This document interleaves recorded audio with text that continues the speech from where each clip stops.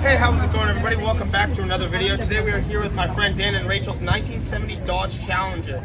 And today we're going to be going over the facts, a little bit of information about the car, what makes this one, so special, why it's such a loved car throughout all these different generations. So we're going to get into it right now. Oh, man.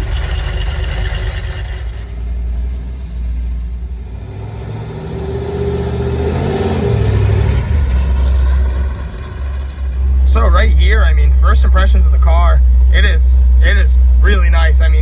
We haven't gotten into it at all, and you can feel the power. This car does not like going slow. It does not like standing still at all.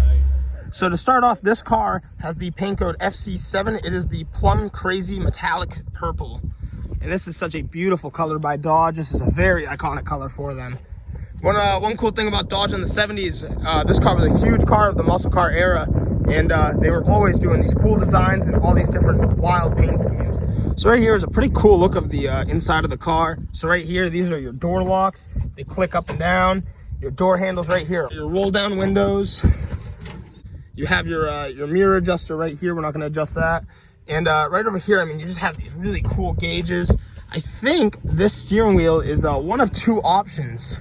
And I think this one has the center horn, but they actually have some where the horn's not in the center and you press like a button down here to make the horn go off, which is pretty interesting. It's got this wood grain trim all around though, just for the driver. All black leather. You have the high back leather seats. And this is a coupe, but what's cool is you have that back window right there. You can see the pillar, but once you roll your back window down, the car essentially becomes pillarless. And another cool thing this car has is these old school rally wheels. So this car right here has these pretty cool Dodge Challenger floor mats. The RT purple matches the color, which is really cool.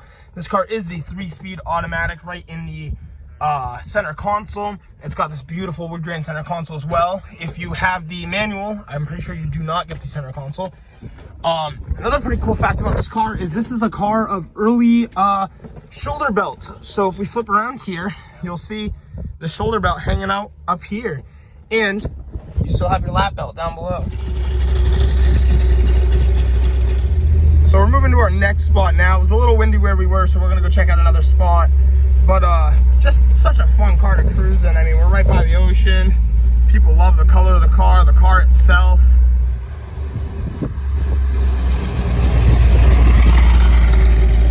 So I wanted to start off real quick and say this car right here is the 446 pack V8 with a 3-speed automatic. And just a cool little fact right off the back is these are factory hood pins from Dodge. This car is the first year of the Challenger, 1970. This is just made to compete with the other brands' pony cars. So this car is considered an E-chassis. Its cousin car is the Plymouth Barracuda. And one of the first noticeable differences between the Plymouth Barracuda and the Dodge Challenger is the Dodge Challenger has quad headlights, as to the Barracuda would only have a single. So some cool information is right here on the grille we have this rippling wave effect. And that's literally what it was based off of, just ocean waves, just kind of have that nice little flow. Another cool fact too is the grille, when they were trying to find a new design for the Challenger and what they're gonna make the grille, is they looked up in their office and they had these old light fixtures that were kind of vented, and that's literally what this grille is based off of. So another small fact too about the E-chassis is the Dodge Challenger is 2 inches longer, coming in at 110 inches compared to the Barracuda. So a cool little thing about the Dodge Challenger RT is, it was their sports car. This car had a wide variety of engines, but specifically you could get the 383, the 426, or the 440. So unfortunately though, in about 1972, about 2 years after they made this car, we ended up coming across the fuel crisis and emissions started getting heavier. So at that point, all 3 of those engines, you couldn't get them in the car anymore. The best you would probably get is like a 360 or maybe even a 383. But no more 426 and no more 440. So really quick, we'll just do a quick review on the back side of this car now. Like I said, I'm in love with the stripes. The white stripe, the plum crazy paint is beautiful. Just the details, the old school fuel cap. You got all your badges back here, the huge taillights, quad tips exhaust. This car has such a sleek look. Some of them even came with like vinyl tops back in the day, and there's a select few convertible RTs.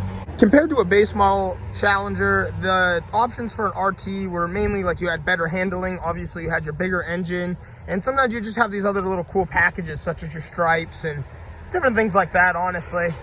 It's pretty wild to think, though, this car had a lot of different engine options back in 1970. You could get anything from a slant 6 all the way up to a just obnoxious, rowdy 440 V8, 426 V8. I mean, there were some nasty engines they were putting in these. So the 440 specifically ran a 0 to 60 in 6 seconds back in 1970. That's 50 years ago. That is some crazy times. This car made about 390 horsepower. So the quarter mile time for this engine combo would be 13.6 seconds in the quarter mile at 104 miles per hour. First year of sales for the Dodge Challenger, they sold 76,935 units. 13,796 of those were RTs, which was pretty cool. And I mean, you could pick one of these cars up back in the day, the RT model, for $3,200, which is only $24,500 in inflation in today's money. Now we're gonna pop the hood for you guys, and cool enough, like I said, it's just these hood pins that are pretty easy to release. And behold, we have the 446 pack that was upgraded to fuel injection. It's a pretty nasty engine in this. I mean, that is a monster. Another cool fact about this particular 442 is this is a vintage 440. Another nice thing is the owner had upgraded to an aluminum radiator, and he said it made quite a bit of a difference. The car runs a lot cooler with that. So this car is also equipped with trip carb fuel injection, and the reason it was set up like this is so now they don't have to change their intake, so they can keep up with that original look of the 440. This particular car was fully restored once back in the day. We believe it may have had the 383, so it was a true RT that somebody had upgraded to the 446 pack. But what's pretty nice is after restoration, a guy must have had this Dodge collection or a Mopar collection of some sort, and he reached out to Wayne Creaney himself, and Wayne Creaney purchased this car and then sold it. So at one point, this car was owned by Wayne Creaney, the host of Chasing Classic Cars. We're gonna hop into the interior now. Ooh. Everything about this car is so nice. And right in here, another cool fact I just want to mention is, I mean, you know, you have everything you need. This car does have power steering too, which is pretty cool. And right here, I mean, you even have your own analog clock.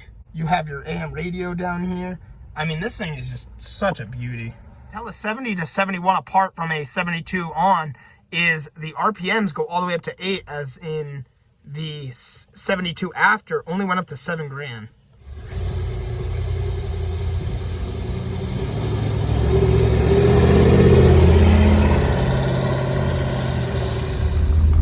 Alright guys, that was a lot of just little facts and cool information about this particular car. We're going to cruise on back to the house now. I'll do my ending clip, but really, I mean, that was a fun, quick video to make. If you have any other cool information, you know, let us know down in the comments below. If you had one of these cars back in the day or knew someone, let me know. I'd love to hear about it.